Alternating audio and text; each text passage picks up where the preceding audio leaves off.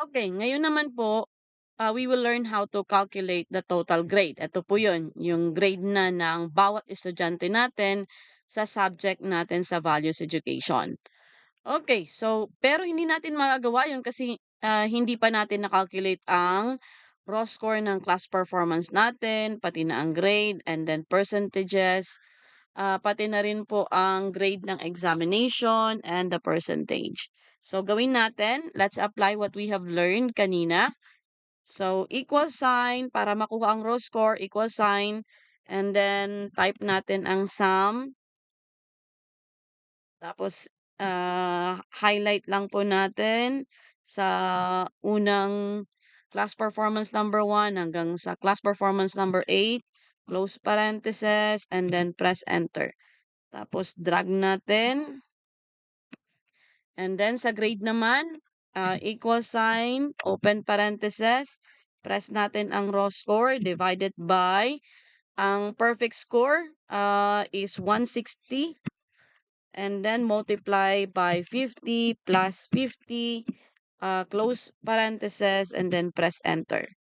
And then drag po natin sa percentages, same with kanina sa written work, equal sign, open parentheses, and then press mo yung cell ng grade, divided by the perfect grade, which is 100, and then multiply it by the assigned percentage. The same po yung percentage ng class performance, the same din sa written work, 40, and then 40 din po dito.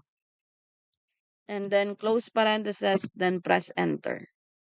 Tapos drag po natin. Same sa examination. So, calculate natin ang grade, equal sign, open parentheses, raw score, divided by, ang perfect score ng examination dito ay 50.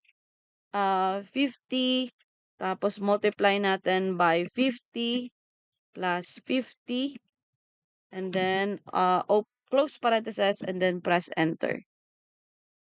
Then drag lang po natin. Same percentages, how to get it.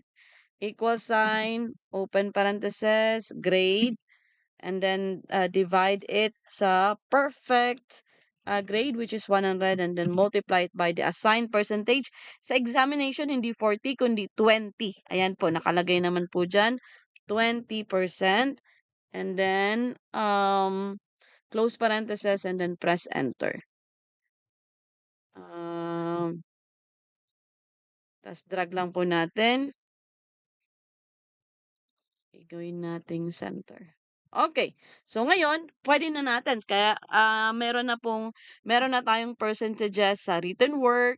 Na-calculate na rin natin ang sa class performance, pati na rin po sa examination. Now we are ready na i-calculate ang total grade. So, ang formula natin ay equal sign, open parentheses, and then yung percentage ng written work, i-plus natin sa percentage ng class performance, and then i-plus natin